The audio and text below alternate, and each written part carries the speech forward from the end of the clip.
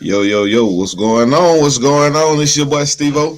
I'm in the building. Y'all know me, Mr. All Georgia Everything. What's going on? We're going to do toe-to-toe today, but we're going to do it UGA style.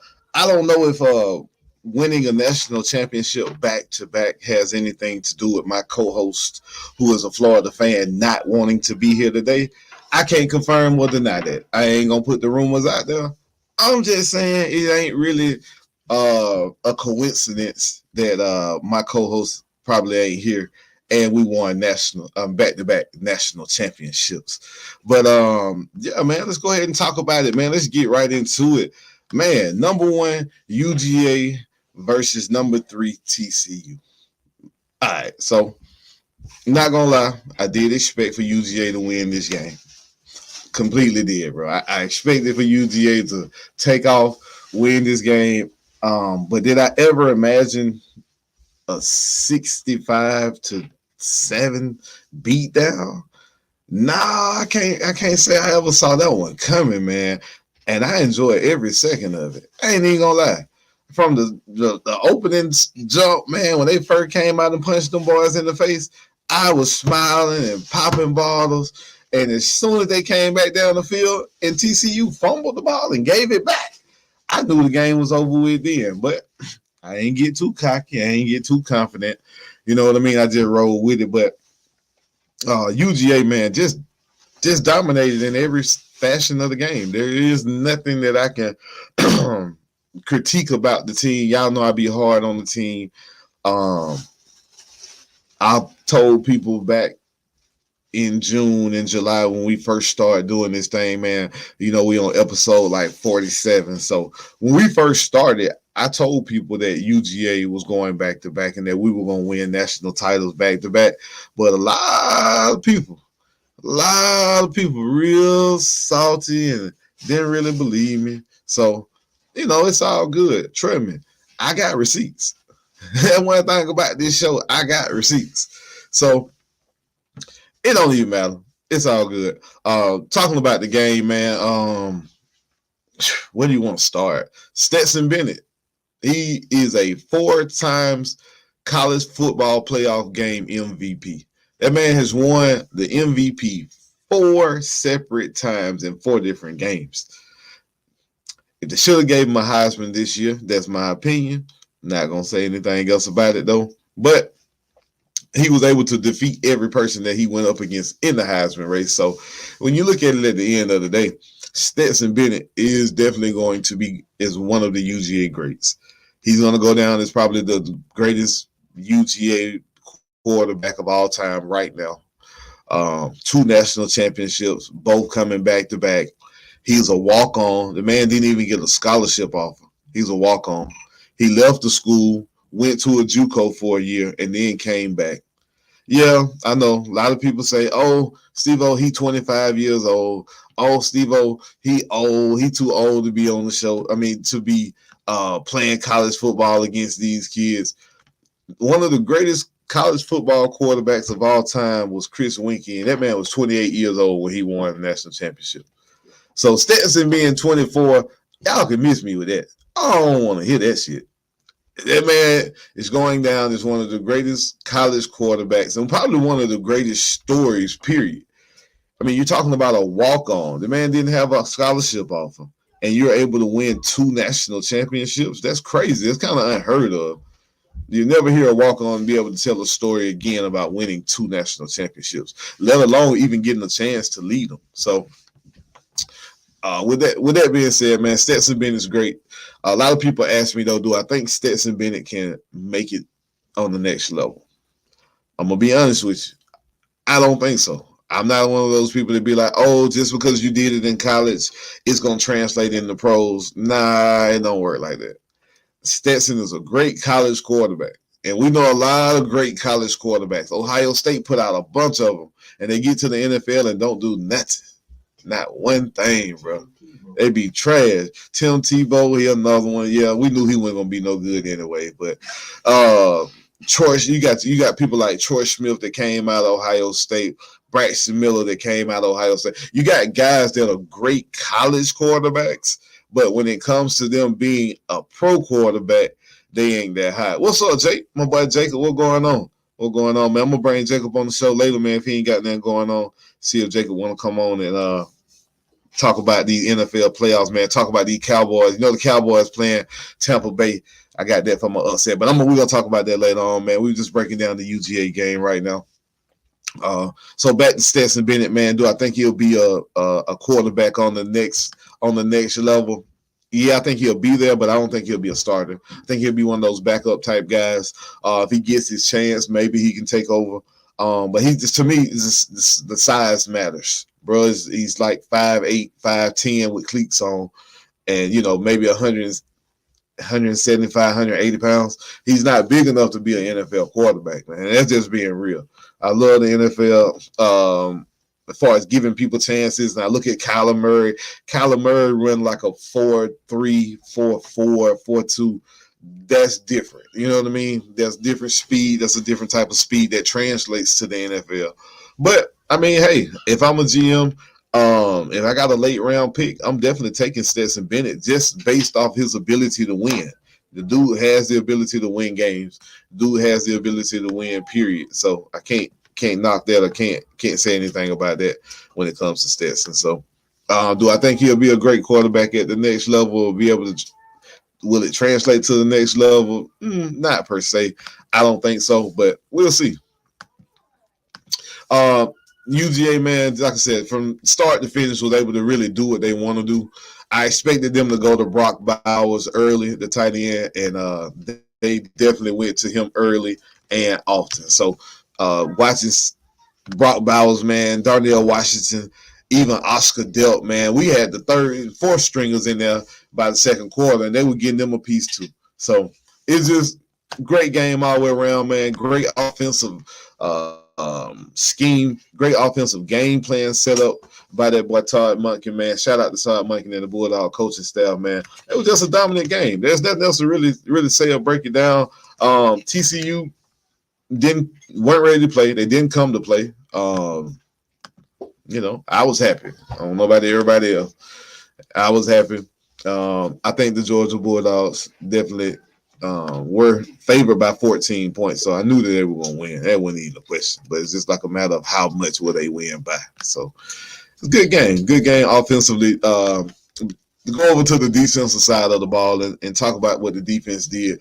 You can see it, man. 7 points. The team, they put 51 up on Michigan the week before that, or a couple weeks before that, the game before that, they put up 49, 51 points in their championship game. And for Georgia to come out, man, and put up 7 points the way they let them put up 7 points the way they did, hey, man, there's nothing else you can say. Appreciate the congratulations. You know what? Shout out to Miami fans. Miami fans have been showing love. I can't even say nothing about them. Miami fans been showing hella love, man. Everybody on Twitter in Miami world, like, congratulations, Bulldog. Congratulations. It's them hating ass Florida Gators and them hating ass Alabama Roll Tide fans that been getting on my nerves. You ain't got to hate because your team ain't doing it. You know what I mean? That ain't cool. You ain't got to hate. And then we're supposed to be SEC brethren. You know what I mean? Same conference. We're supposed to be on the same team. No, all the Florida fans, they just hating. I've seen every Florida fan and they mama hating too. You know what I mean? It's just sad. It's sad the state of Florida. And they ain't got no money. They broke. They're about scared money, don't make no money, and then you can't even pay recruits. Oh, not Miami. Now, I ain't saying Miami was going to be good. I just said they fans ain't showing love. That's all I said. Now, I ain't saying all that, Jay. God, dog. But, no, man. The defense, back to the defense, man. I'm just proud because a lot of the defensive players we played, they're all young. We play a lot of sophomores and freshmen on defense. So that means a lot of them guys going to come back.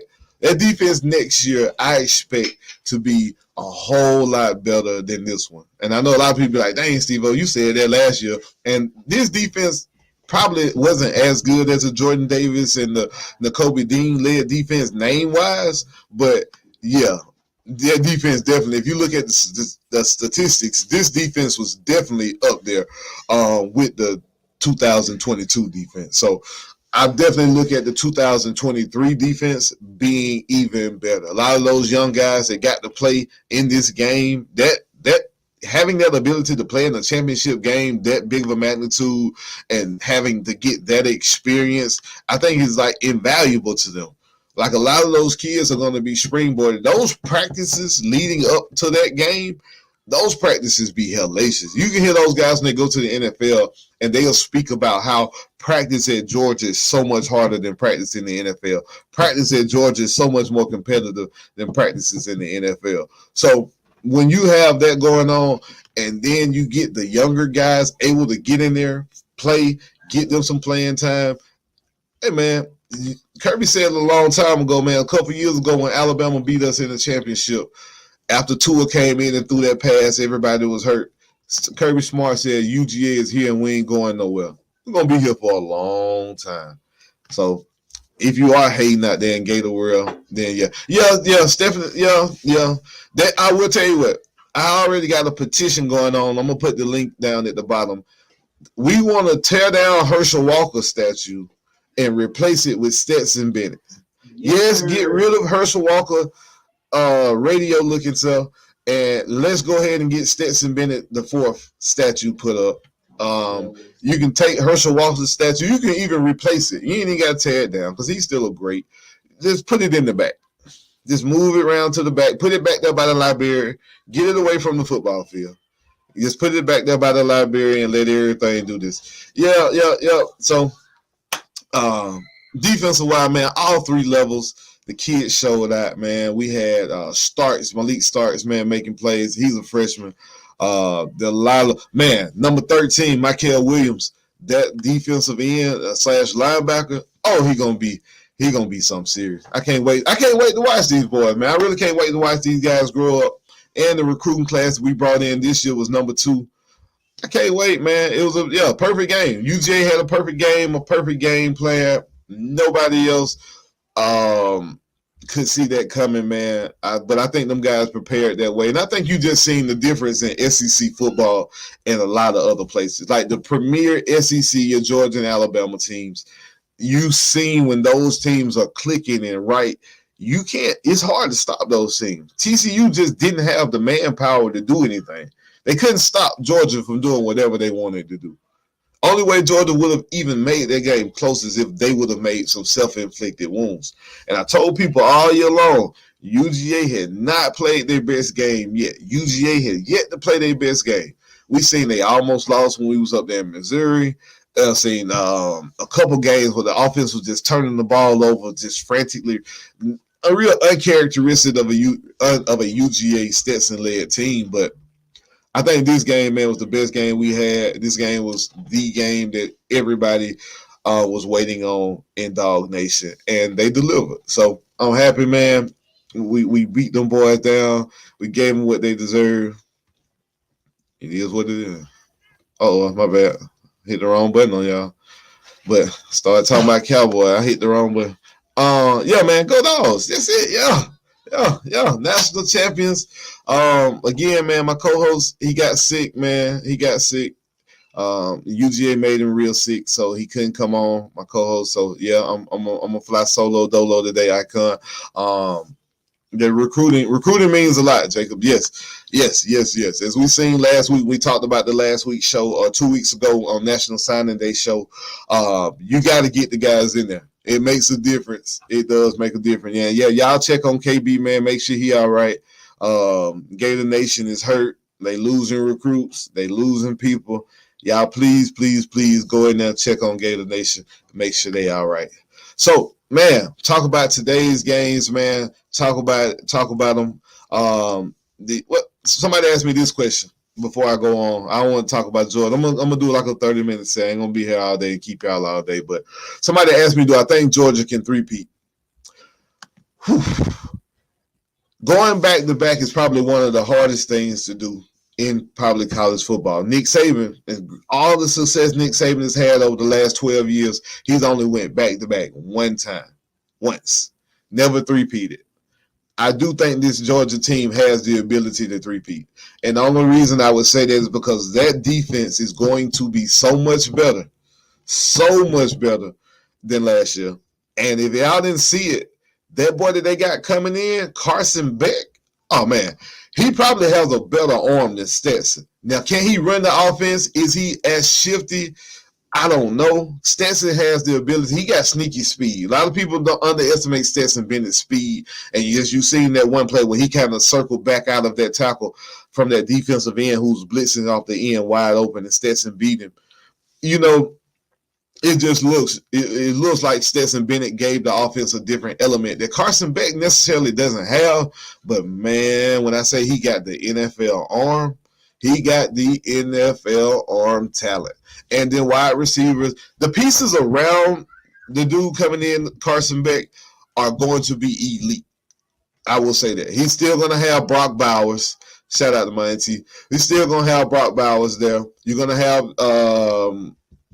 Kendall Milton said he's coming back already. You got the number one tight end in the nation coming in. You got three of the top 25 ESPN wide receivers coming in as well. So I do believe that the offense had. Oh, and you got the baby Nick Chubb back there. I'm telling you right now, mark it down. Mark this comment. Number 22 from the Georgia Bulldogs. His last name is Brunson or Brinson, the running back. He was a freshman this year. He's going to be the starting back and the bell cow back for the UGA Bulldogs next year. Watch what I'm telling you. So, yeah, do I think three-peat, though, before I move on to the football, the National Football League, do I think three-peat is possible? Yes, only because I say this. The schedule is so light. We don't play Bama. We don't play LSU. We play a light schedule, which gives Kirby a time to get the boys prepared to play in the games, the magnitude of your Alabamas and things like that. Tennessee is a program that I think we can't sleep on. Tennessee is a program that's coming up. When Tennessee lost their quarterback, though, this year, will they take a step back? I don't know. So it'll be tough. Can Georgia three-peat? Yes. I have Georgia making it to the college football playoffs next year. Will I have them three-peating against Bama? Only time will tell. But I do have Georgia in the SEC championship, possibly winning the SEC championship, making it to the college football playoff as either the number 1 or number 2 seed, and then making it to the college football playoff finals. Can we win it all? Depend on the opponent, how healthy we is. You know, it's a lot of variables that go into that. So, yeah, we'll see with that. But I'll say that all in all to say, man, go Dogs. We did it. I told y'all we were going to do it. And I didn't stutter. I didn't stop or repeat anything. I said Georgia was going to win. They won like I said they were going to do. And, hey, it's up. It's up. We up. We doing our thing. Dogs on top, baby. Dogs by 50. Dogs by 50. All right, so a couple games today, man, going on in the college football. I mean, in the National Football League that we're gonna break down. I'm gonna break down real quick. A lot of people look at the game. I did mention the game. What you mean? Oh, you talking about when I was talking about the SEC teams? Oh man, you know, yeah, you know, because I can't do that. But no, I'm gonna shock a lot of people when I say I got the Cincinnati Bengals coming out of the AFC this year, and I got the Cincinnati Bengals winning the championship. I do. I love the Eagles. I love San Francisco. I probably got them as my number 2 teams behind if I'm going to pick another team to win. Yeah, but I'm going with the Cincinnati Bengals to win it all this year. I'm going with the Bengals. I think the Bengals are hot at the right time. I think the Bengals got everything they need when it comes to defense and offense. And Joe Blow, man. Joe Blow, the lover, man. You got to love Joe Burrow, man. That's a cool-ass white boy. I ain't going to lie. He a cool white boy. He can come to the cookout. I fool with Joe Burrow heavy, man. So I'm going to roll with Joe Burrow, man. I think Kansas City is going to miss Tyreek Hill. I do think that part. I think Kansas City will miss Tyreek Hill this year, and I think it'll show. Tua in Miami, all the concussions and all the concussion issue. All right, Kevin, you're laughing at me now, but why would I tell you? I know you're a Chiefs fan. I know the Chiefs are the number 1 seed. I just don't think y'all got enough horses to win this race. If Kadarius Toney was up to speed or Kadarius Toney was that man, then I'd probably be with you. I don't think they've got Kadarius Toney where he needs to be in order for y'all to be effective. The Chiefs next year, though, will probably be unstoppable from an offensive perspective. I know they're your squad, bro. I know it. Yeah, the second pick is 49. I love the Eagles. Yeah, I know my wife gonna kill me. I love the Eagles. I'm gonna talk about the AFC, the NFC in a minute, but right now, man, I'm gonna go with the AFC playoff race. I got the Bengals coming out. The Bills are going to be tough to put out. I think the Bills will beat Miami easily. I think we'll see that game today or it might be today. I think Miami without their quarterback, I don't even think they got a shot. I know Tyreek Hill and Waddle are dynamic. Those boys are good, but that's tough. That's tough. The Bears have the number 1 overall pick, so the Bears will be talked about a lot this offseason. Will they keep Justin Fields or will they trade him? That's something I definitely want to sit down and talk to some Bears fans. I couldn't say he torn my homeboy. Yeah. I mean, Mahomes, he's gonna be a tough out. It's not gonna be easy to beat him, but I think Cincinnati can do it. Losing Von Miller for the Bills was huge, man. The AFC has been the better team. They've had the better teams all year long, but y'all know, just like I know, in the playoffs, it's about matchups. So you got to know what matchups are good for you in the playoffs. And I think the Bengals match up good against the Chiefs. I think the Bengals match up good against the Bills. I really do. I really think the Bengals match up better than any other AFC team any other team coming out of the AFC. But I'm telling y'all another team to watch today. Y'all gonna call me crazy, but I think they'll win today too. Give me the Jacksonville Jaguars to beat the Chargers today. Jacksonville Jaguars got their first playoff game in a long time at home. The Jacksonville Jaguars have probably one of, if not the best coach in the AFC. You got Andy Reid still there too. So I don't know. It's going to be good. It's going to be a great game, I think, with the Chargers and the Jaguars. I think that might be one of the best games that we get. I'm really looking forward to that game today. But I'm going to go with the Jags to pull that game out today against the Chargers. Let me see what other game we got. My bad. I should have had these games and stuff pulled up. Flying solo today.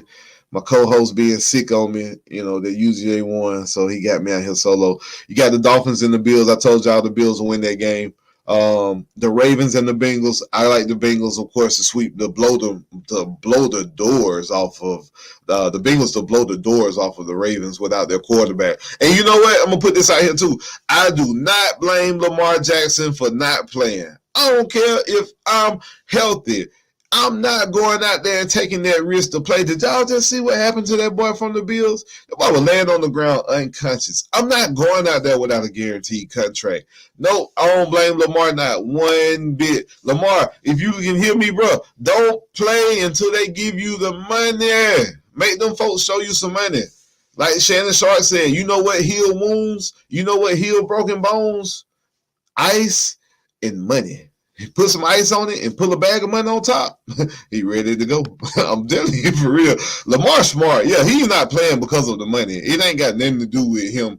It don't have nothing to do with him not being able to play. I think he'll put a brace on. If they had paid him, he would have on a brace today and he'll be playing. So that's just my opinion. Yeah, man, we'll wrap it up, man. We're going to break down the NFC. Now, the NFC all year has been the weaker conference to me. I think the AFC has had better teams top to bottom. I think the NFC has really been top heavy, really, with the NFC East. You've had the Cowboys, the Giants, and the Eagles all come out of that division. The Eagles has been by far head and toes the best team, probably in the NFL from a complete standpoint all year long. So I think the Eagles definitely will come out of the NFC if they are healthy. That is a big if, because Jalen Hurts having a bruised throwing shoulder and didn't look very well. He didn't look particularly good the last game as well. Last game either. So with that being said, I do think the San Francisco 49ers are definitely a team to watch. I love the 49ers and the way they play defense. Only thing the 49ers got that I question, which a lot of people pointed out to me, my father-in-law pointed this out to me, do you trust the rookie quarterback? Do you trust Brock Purdy to make the right decisions when the pressure's on? Because you know it's going to come a time where they're going to have a game where he may have to lead a drive, or he may have to lead a drive to seal the game, because their defense is top notch. They got the best defense in the NFL.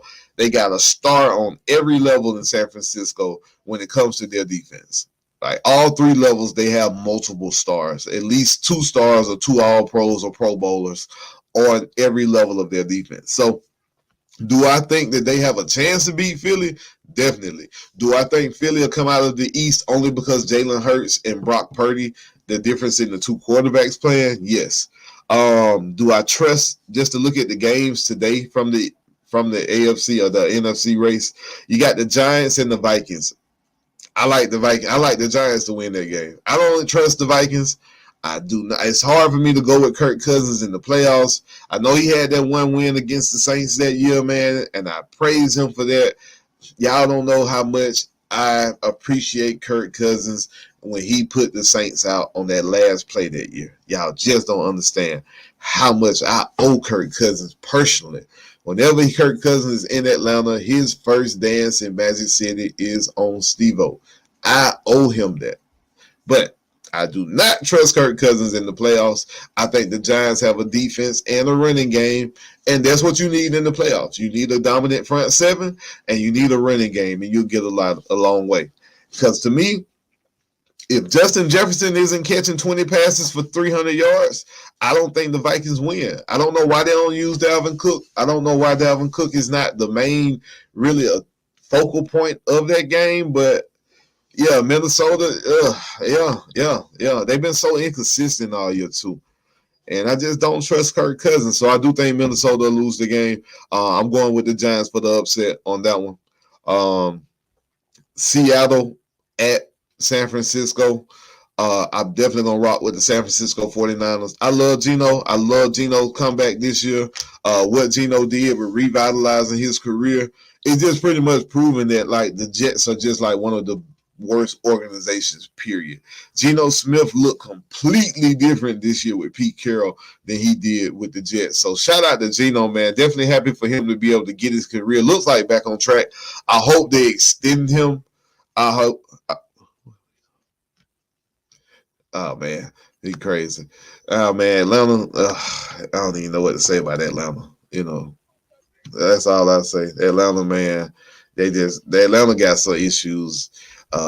Atlanta ain't never beat the man to be the man, so they can't even play Ric Flair on them guys. I'm going with the back to the game, though. I'm going with your boy. Give me your boy Brock Purdy today for the win over Geno. I do like Geno Smith. I'm glad he got himself back on track. But, yeah, give me Brock Purdy, man. Seattle, man, go ahead and give Geno that contract extension, though. Go ahead and sign Geno to one of them deals. Get Geno signed and keep him there. Get some weapons around him. They got the young running back. I'm not even going to click on my sister-in-law's comment about the Falcons. Since I control the board, I'm just going to leave it there. Yeah, we got the Buccaneers at the Cowboys. The Cowboys at Tampa. Now, probably be the best game of all the games when it comes to just two teams being evenly matched. I got the Chargers and Jaguars being a good game, and then I got the Cowboys and Buccaneers being a good game. This is tough. The Cowboys are favored by 2.5 points. I'm going to go with Tampa. Just based off what I've seen the last 3 weeks with these teams. Tampa Bay last 3 weeks have looked better. Dallas the last 3 weeks have not looked better. I think they're trending 2 different ways. I don't know if Dak Prescott is just not interested, but Dak Prescott missed 5 games, and he's still leading the league in interceptions. Now, somebody please explain to me how you miss 5 games and you still lead the league in interceptions. I don't get that. So, no, I don't trust. I put Dak Prescott in the same boat that I put your boy Kirk Cousins in. I don't trust him. And if I can't trust you, I definitely can't pick you to win in the playoffs. So, I think the Cowboys will be one and done. I got Tampa Bay moving on to the next round. I don't have a lot of confidence in Tampa either. My confidence in Tampa is probably about a 5. You know what I mean? I know Tom Brady's going to come to play, but the people around him and that defense, they got some key injuries. Vita Vea's not playing. I'm not sure if your boy from Murphy Buffin is playing in the secondary as well either. So I don't trust that. But I know Tampa's been real up and down this year as well. But I'm gonna go with Tampa, man. I'm gonna roll with Tampa.